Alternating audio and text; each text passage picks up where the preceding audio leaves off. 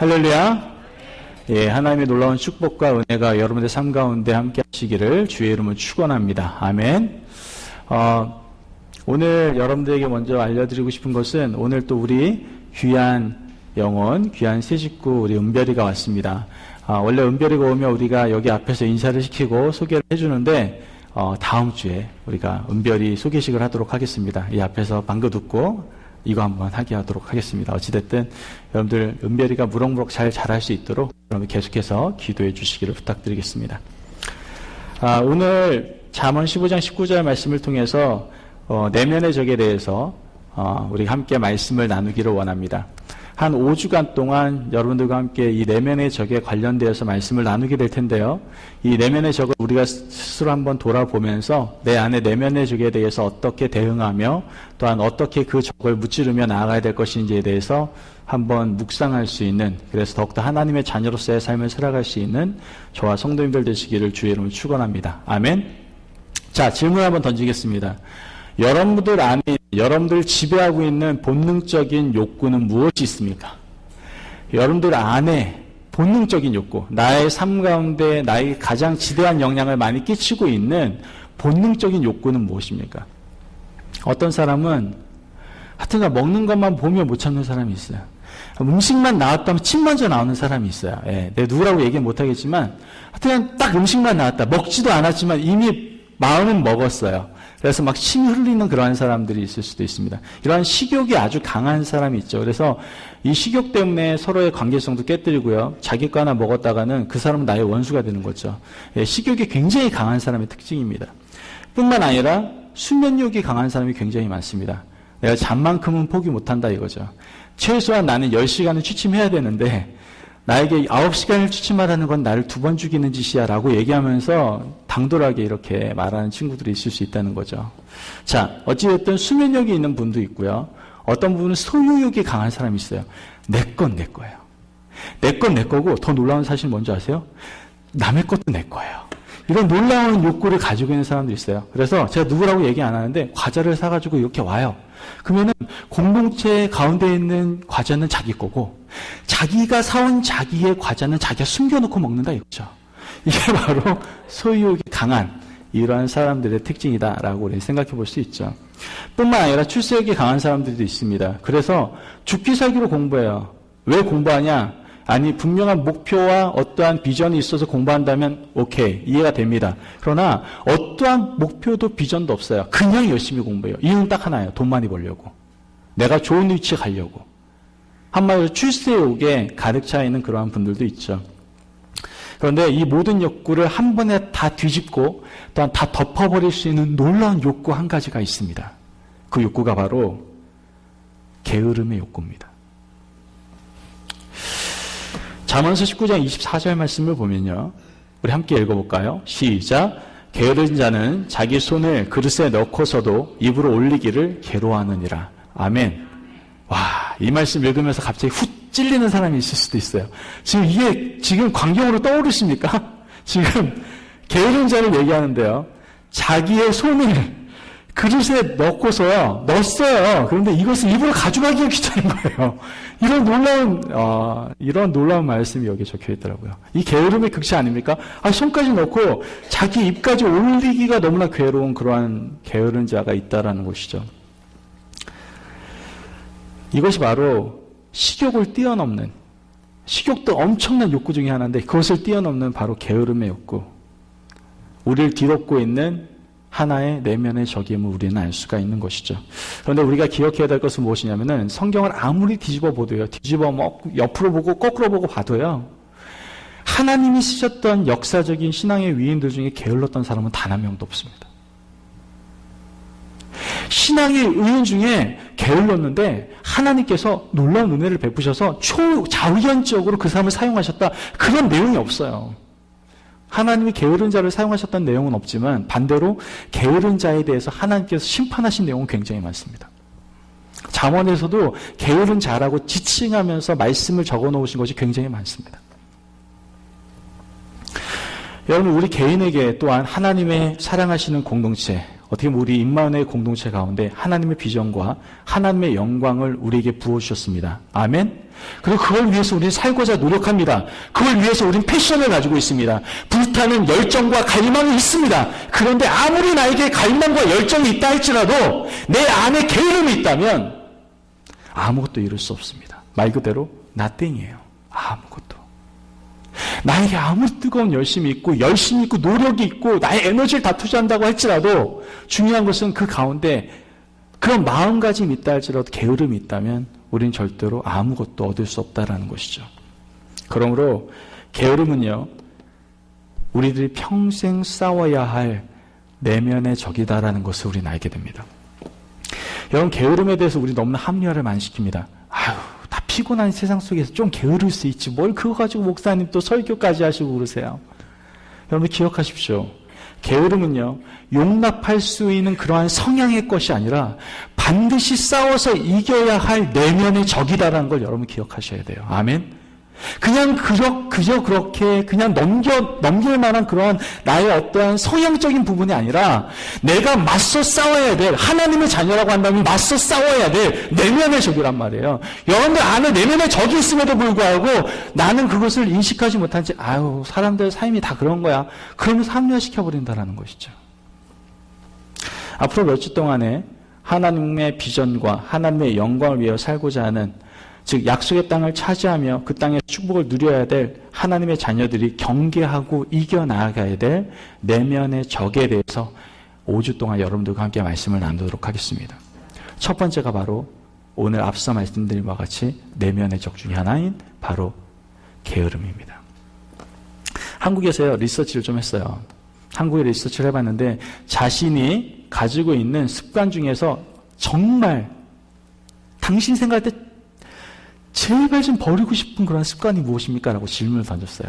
여러 가지 습관이 있었어요. 거기에는요, 내가 먹는 거에 대한 너무나 그 습관이 안 좋습니다. 먹는 욕심이 너무나 많습니다. 여러 가지가 나왔어요. 아까도 제가 말씀드렸던 본능적인 욕구에 대한 부분들이 많이 나왔습니다. 그런데 10명 중에 자그만치 7명이 10명 중에 7명이 퍼센테이지로 따졌을 때 조사는 한 1600명 가량 했는데 어찌됐든 10명 중에 7명이 바로 게으름이다라고 얘기를 했다고 합니다. 이 게으름에 대해서 자기는 벗어나고 싶다라고 얘기하더라는 거예요. 자기가 가장 고치고 싶은 습관, 그것이 바로 게으름이다라고 세상 사람들도 그렇게 얘기를 하더라라는 거예요. 오늘 본문 말씀은 이렇습니다. 게으른 자의 길 얘기합니다. 게으른 자의 길은 가시 울타리 같으나 정직한 자의 길은 대론이라 라고 우리에게 분명히 말씀해 주고 있다는 것이죠. 그렇다면 한번 게으른 자가 무엇인가에 대해서 한번 살펴보기를 원합니다. 자, 게으른 자란 어떤 사람입니까? 여러분들이 생각할 때 게으른 자란 도대체 어떤 사람을 가지고 게으른 자라고 지칭을 합니까? 그냥 아무 생각 없이 사는 사람? 그냥 잠만이 자는 사람? 도대체 어떠한 사람이 게으른 자입니까? 우리가 분명히 알아야 될 것은 바로 게으른 자는 어떤 사람이냐? 목표가 없고 도전이 없고 진전이 없는 사람을 게으른 사람이라고 얘기합니다. 따라해 볼까요? 목표가 없고 도전이 없고 진전이 없는 사람. 이게 게으른 사람이에요. 게으른 사람의 특징이 무엇인 줄 아십니까? 뚜렷한 목표가 없어요. 목표가 없으니까 목표를 이루기 위한 어떠한 동기부여가 될 만한 것이 없어요. 동기부여가 돼야 어떤 것에 도전을 하게 되는데 동기부여가 없으니 도전할 것이 없어요. 도전을 하지 않다 보니 내 생활에 어떠한 진전이라는 것이 이루어지지 않는다는 것이죠. 결국 어제의 삶이나 오늘의 삶이나 변함이 없는 거예요. 똑같이 다람쥐가 쳇바퀴 돌듯이 똑같은 삶을 반복하며 살아가는 그러한 사람들, 그러한 사람을 게으른 사람이다라고 이야기를 한다라는 것이죠. 잠언 26장 14절 말씀을 한번 같이 읽어볼까요? 잠언 26장 14절 말씀 같이 읽어봅시다. 시작. 문짝이 들저기를 따라서 도는 것 같이 게으른 자는 침상에서 도느니라. 아멘. 지금 이게 무슨 말인 줄 아십니까? 돌저기가 뭔지 아세요? 돌저기? 어렵죠? 돌저기. 이게 원어로 찌르라는 얘기인데 찌르. 이 돌저기가 뭐냐면은 문이 있으면요. 벽 벽 쪽에 이 문이 비틀려 나가지 말라고 고정시켜 놓은 거 있잖아요. 그래서 문을 열 때 그 자리에서만 돌 수 있게 만들어 놓은 어떤 가이드라고 해야 되나요? 그 심이 박혀 있지 않습니까? 그거를 돌적이라고 얘기합니다. 문이 문틀에 지탱되도록 달아놓은 장치, 이거를 돌적이라고 얘기해요. 아무리 문을 열고 닫아도 돌적이에 물려있는 그러한 문은 항상 어떻게 해요? 그 자리를 지키고 있다라는 것이죠. 이와 같이 게으른 사람은 그 자리에서 계속 돌 수밖에 없어요.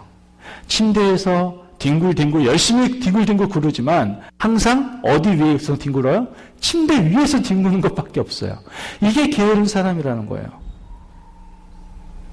지금 현재 이러한 게으른 사람들이 세상에 너무나도 많고, 더 안타까운 것은 하나님을 믿는다라고 하는 우리 하나님의 사람들조차도 이런 게으른 모습들이 너무나 많다라는 것이죠.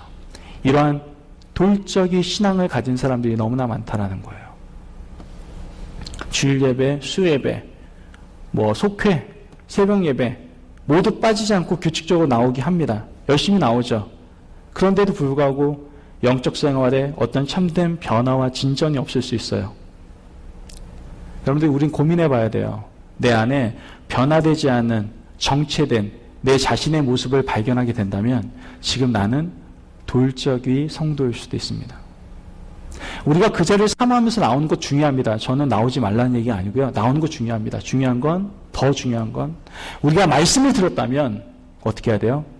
그 말씀을 온전히 하나님의 음성으로 듣고 내가 삶 가운데 그렇게 살아가야 되는 것이죠. 그렇다면 그 말씀이 어떤 요인이 되는 거예요? 나의 삶의 동기부여가 되어야 된다는 거예요. 믿으십니까? 성령님께서 이 하나님의 말씀이 들려졌을 때 그것으로 말미암아 나에게 동기부여가 되고 나에게 그 말씀이 도전이 되고 그 도전된 것이 진전으로 나갈 수 있는 것, 이것이 바로 성도의 모습이다라는 거예요. 그게 거룩한 성도의 삶이다라는 거예요. 그런데 왜 돌적이 같은 성도가 나옵니까? 왜 하나님 앞에 나온다고 하는데 성전 뜰에서만 방황하다가 그냥 갑니까? 진짜 지성소 안에 들어가서 하나님을 인격적으로 만나고 하나님과 대화하며 하나님과의 교제를 나누지 못합니까? 이유는 간단해요. 돌적이 같은 성도의 삶을 살아가고 있기 때문에 그렇습니다. 여러분들, 우리는 그래야 돼요.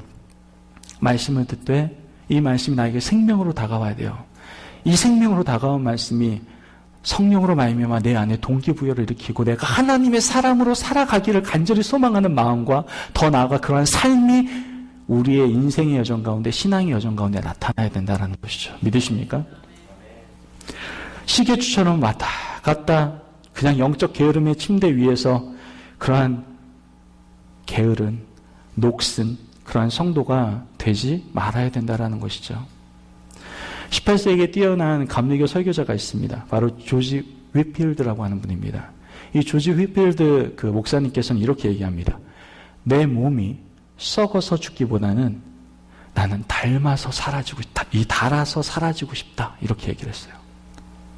그냥 내 몸이 시간의 흐름에 따라서 그냥 썩어서 죽는 것보다는 내가 뭔가 열심히 하나님의 말씀에 따라서 충성하면서 내 몸이 닳아서 내가 사라졌으면 좋겠다. 그 얘기를 바로 조지 휘필드 목사님께서 이야기하셨다라는 것이죠. 여러분, 오늘 말씀에 귀를 기울이십시오. 우리는 하나님께 물으며 끊임없이 목표를 세우며 나아갈 수 있어야 됩니다.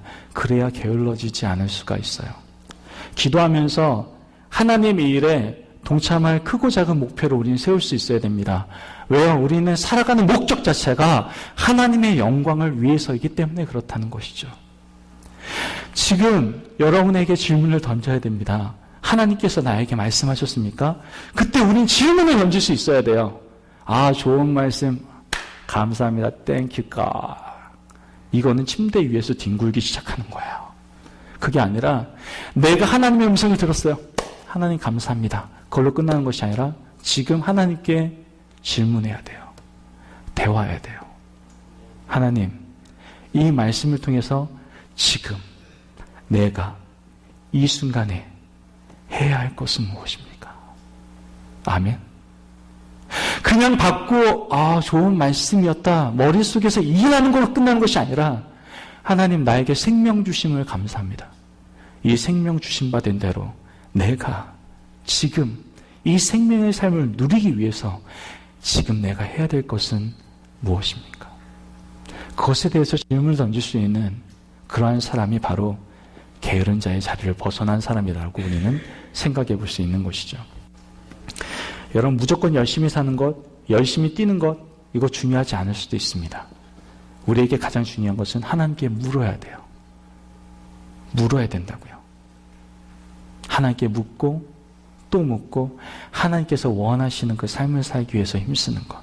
그것이 바로 하나님께서 원하시는 것이다 라는 것을 우리는 기억하기를 주의 이름으로 축원합니다. 아멘. 첫 번째로 게으른 자는 어떤 사람이라고요? 바로 목표가 없고 진전이 없는 사람입니다. 목표가 없고 도전이 없고 진전이 없는 사람. 두 번째로 게으른 사람이 어떤 사람입니까? 이거 굉장히 공감이 되실 거예요. 게으른 사람은 바로 말이 많은 사람입니다. 아니요, 게으르면 말을 적게 해야 되지 않나요? 말하는 것도 귀찮으니까 말을 적게 해야 되는 게 맞잖아요. 그런데 게으른 사람은 말이 많습니다. 지금 내가 평소에 말이 좀 많다라고 생각이 들면 지금 내 자신 한번 돌아볼 필요가 있어요. 자, 잠언서 26장 13절 말씀 한번 봅시다. 같이 한번 읽어볼까요? 시작. 게으른 자는 길에 사자가 있다, 거리에 사자가 있다 하느니라. 자, 어디 나가려고 하는데 게으른 자가 뭐라는 거예요? 나가기가 싫어. 나가기가 너무나 귀찮아. 그러니까 아이고 길에 사자 있어, 거리에 사자 있어, 나가면 안 돼. 그렇게 얘기를 하고 있는 거예요. 자, 게으른 사람이라고 해서 그 사람의 혀까지 게으르진 않아요. 참 놀라운 사실이죠. 아니, 게으를 거면 다 게을러야 되는데 이 혀는 안 게을러요. 왜 안 게으르냐?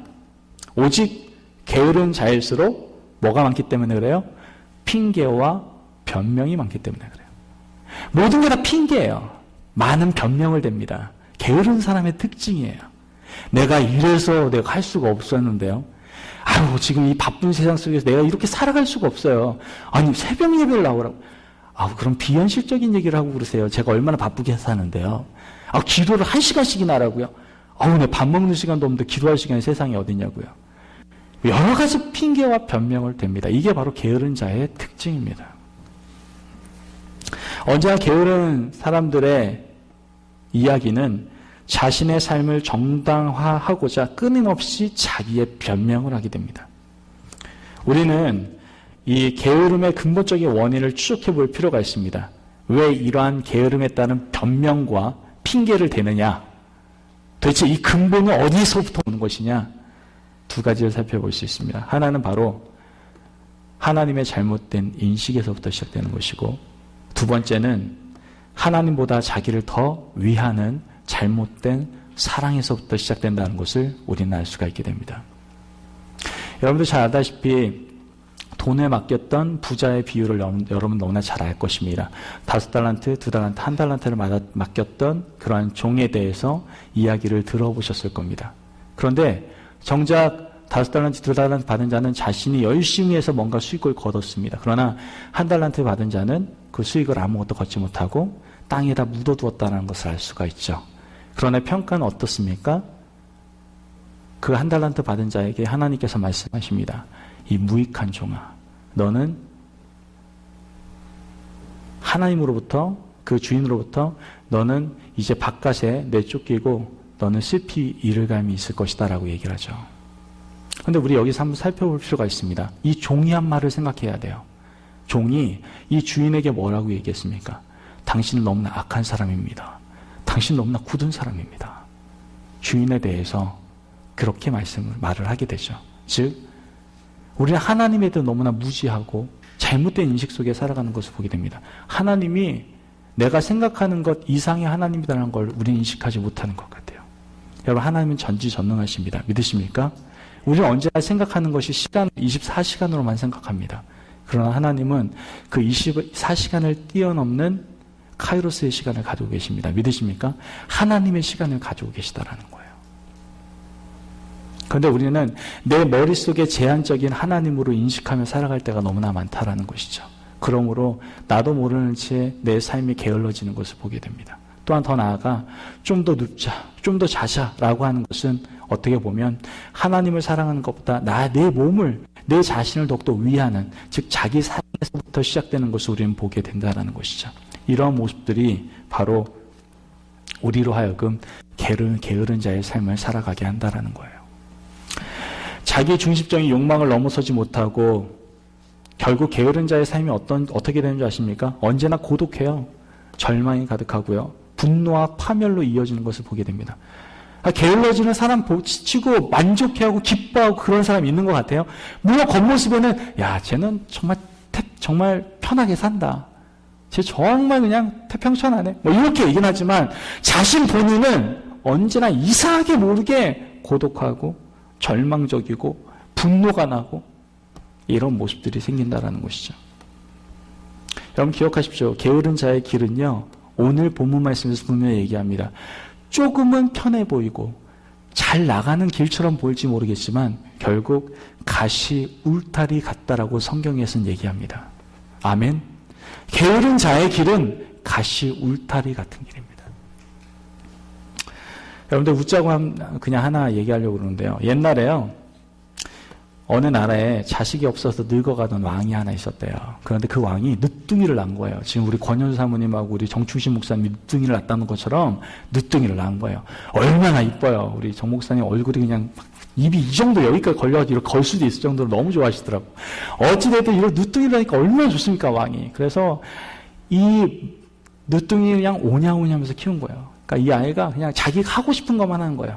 끄덕 하면서 좋아 그래 끄덕 뭐 다른 걸 안 해요. 끄덕끄덕만 하면서 그냥 오냐 하니까 다른 걸 하려고 하지 않은 거예요. 그런데 우리 아이들 보면 알겠지만 하나로 만족 못 하잖아요. 부모가 끄덕끄덕도 하면 좀 도리도리도 하고 좀 그래야 되는데 끄덕끄덕만 하는 거예요. 그래서 이 왕이 너무나 답답해가지고 공문을 하나 붙였어요.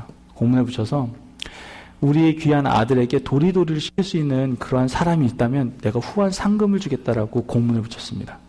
그 공문을 붙이고 딱 하루 만에 온몸에 용문신을 한 조폭 같은 엄청난 큰 등치를 가진 사람이 찾아왔어요. 그러면서 자기가 이 당신 아들을 내가 도리도리 시킬 수 있다고 이렇게 장담하면서 얘기를 하는 거예요. 그러면서 그 왕에게 한 가지 조건을 내걸었습니다. 그런데 왕자님께서 한 번은 눈물을 좀 흘리게 될 텐데 괜찮겠냐고. 그때 왕이 도리도리 할 수 있다는데 눈물 한 번 찔끔 흘리는 게 무슨 크게 상관이 있겠어요. 그래서 괜찮다고. 애가 도리도리만 할 수 있다면 눈물 찔끔 흘리는 거 괜찮다고. 그랬더니 이 용문신을 새겼던 그 엄청난 등치의 소유자 거의 조폭 같은 그 사람이 왕을 방으로 데리고 들어갑니다. 방에 들어가자마자 그 소뚜껑 같은 손바닥으로 싸대기를 딸리기 막 시작을 합니다. 그러니까 이 아이가 놀래가지고 맞다가 정신을 못 차리고 문을 틀고 그 왕인 아빠 뒤에 딱 숨기 시작해요. 그런 다음에 막 펑펑 울죠. 엄청나게 맞았으니까 펑펑 울죠. 그랬더니 이 조폭 같은 사람이 나와가지고 왕자에게 얘기합니다.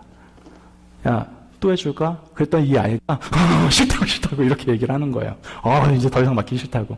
그래서 그 조폭 같은 사람은 후한 상금을 받게 됩니다. 그런데 더 놀라운 건 뭐냐면은 이 아이가 그 정신적인 충격으로 인해서 이제는 도리도리만 하고 끄떡끄떡을 안 하는 거예요.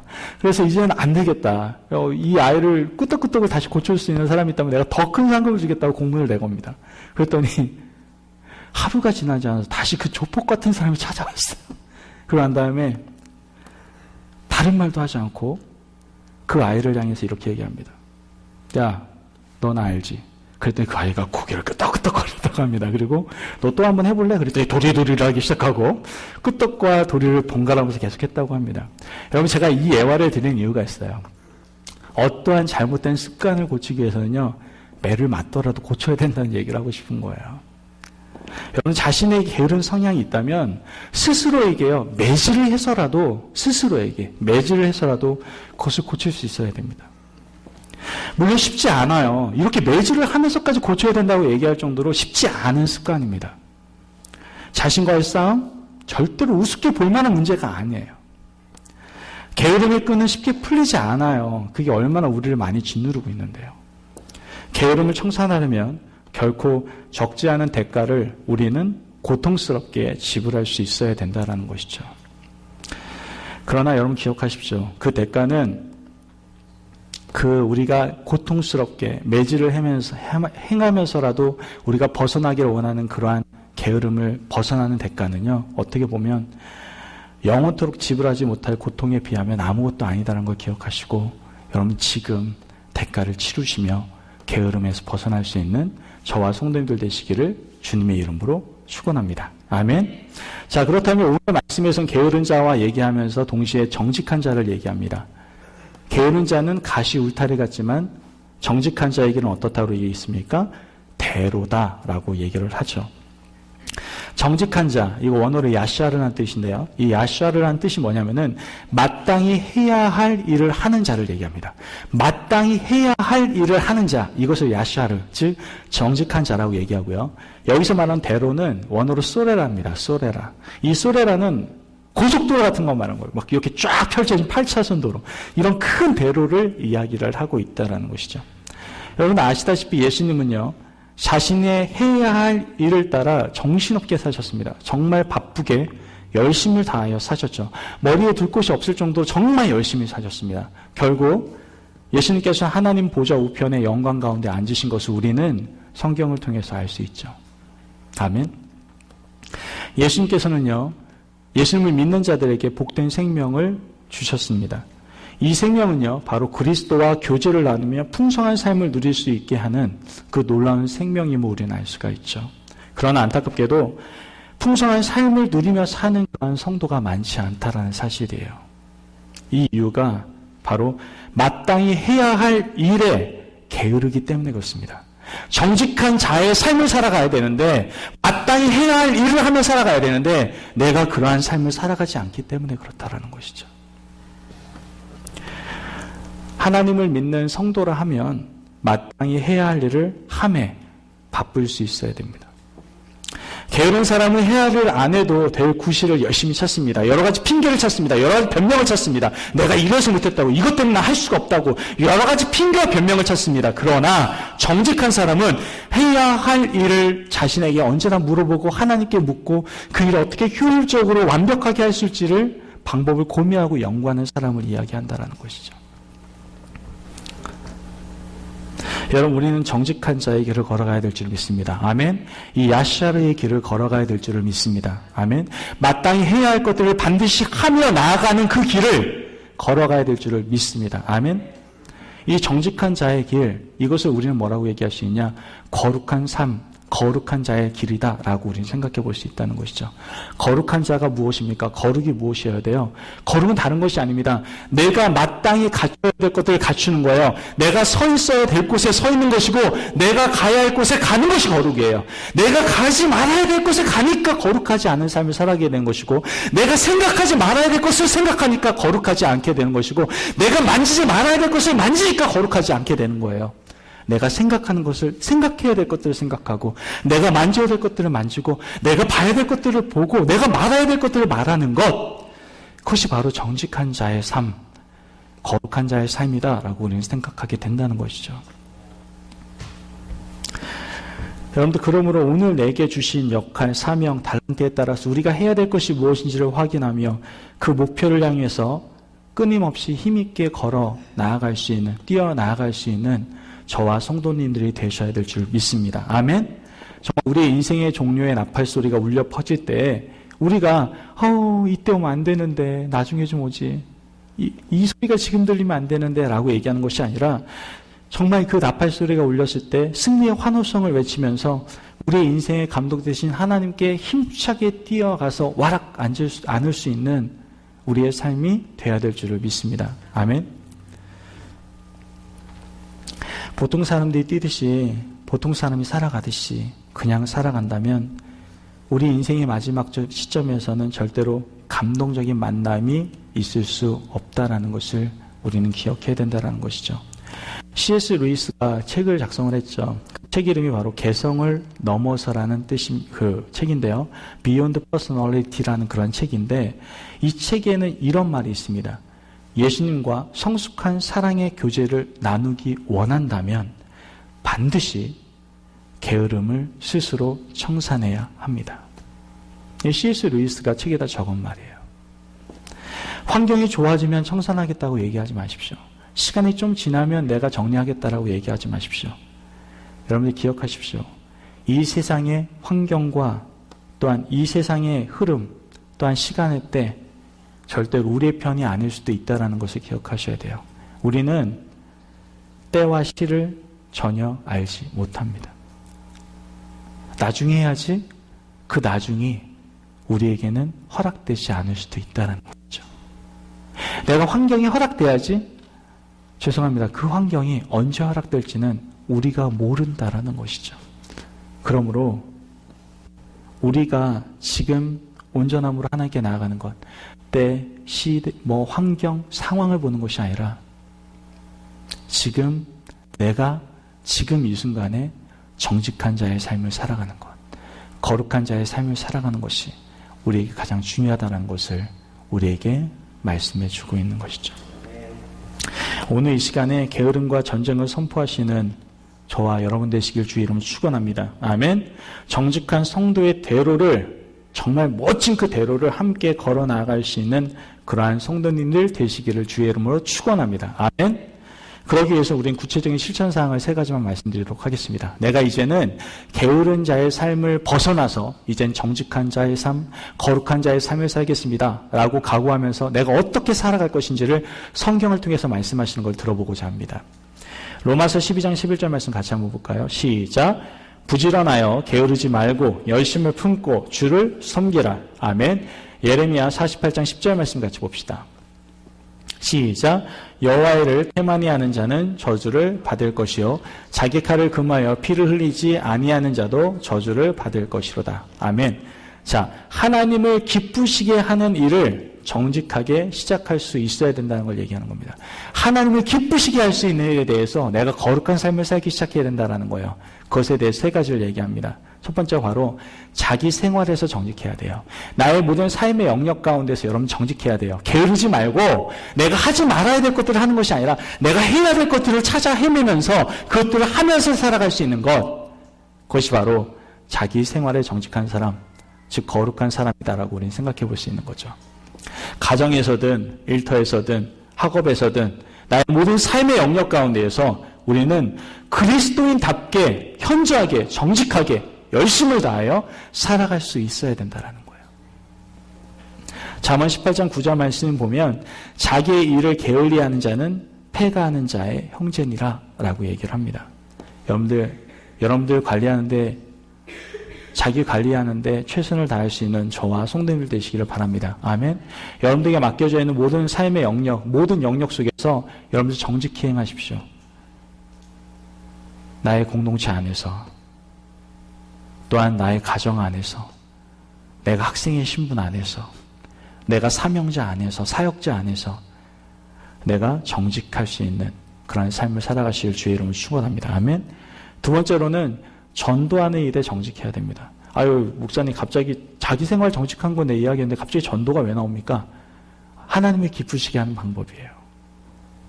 정직한 자의 삶의 모습이에요. 벌써 우리가 1월 마지막 주를 향하고 있습니다. 1월이 시작이 됐는데 언제 시작됐는지 모르게 벌써 1월 마지막을 향하고 있죠.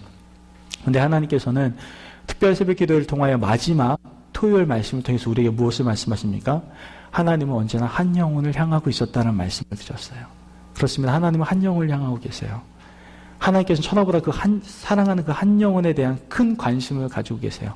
그 영혼이 구원받는 것이 하나님을 가장 기쁘시게 되는 방법이에요. 그러기에 우리는 전도하는 일에 정직해야 됩니다. 디모데후서 4장 2절 말씀 보면 너는 말씀을 전파하라. 때를 얻든지 못든지 항상 힘쓰라. 이렇게 얘기합니다. 여러분들 하나의 말씀을 전해야 돼요. 그분이 우리의 생명이라고, 그분이 우리의 구원자시라고 여러분들 말씀을 전하면서 전도할 수 있어야 된다는 것이죠. 믿으십니까? 마지막으로 우리는 예배에 정직해야 됩니다. 여러분들 지금 예배에 정직해야 돼요.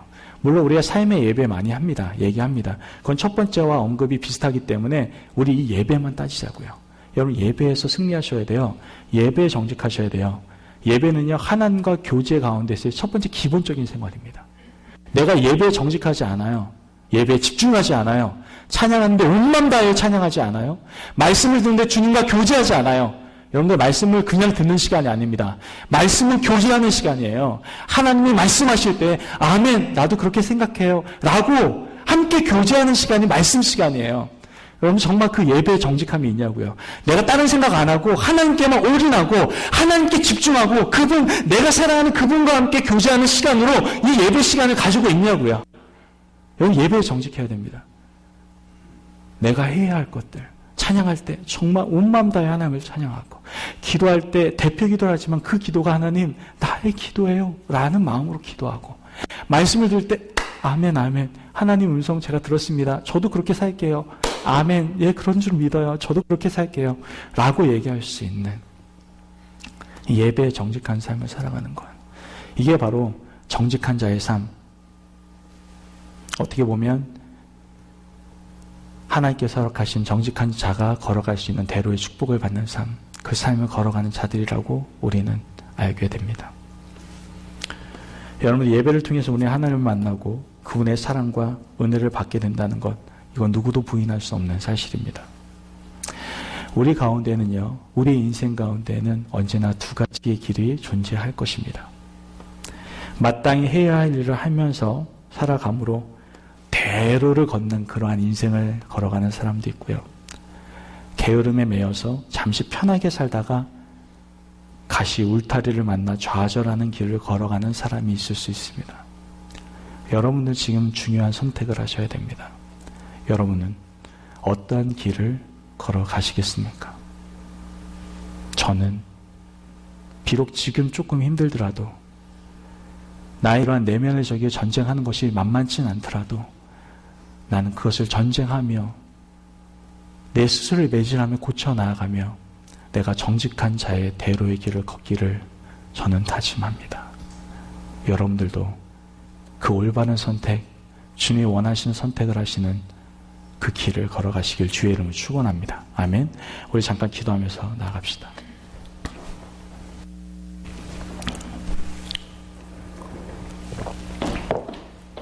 오늘 말씀에 귀를 기울이겠습니다. 여러분들 모습을 한번 돌아보기를 원합니다.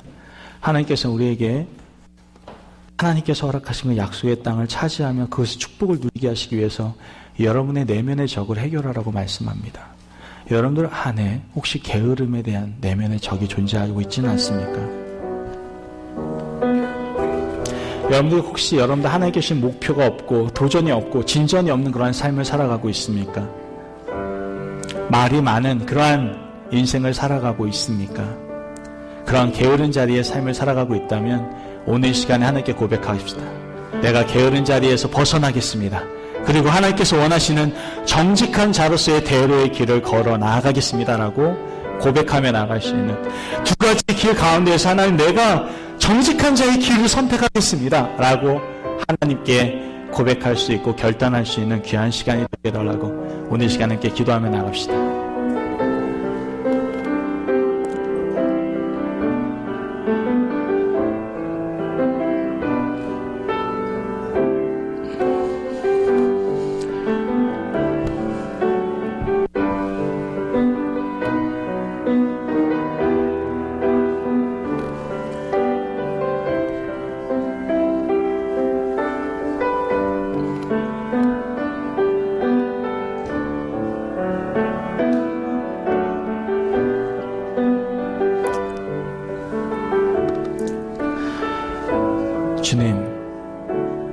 주님 우리가 게으를 때 주님 마음 아파하셨죠.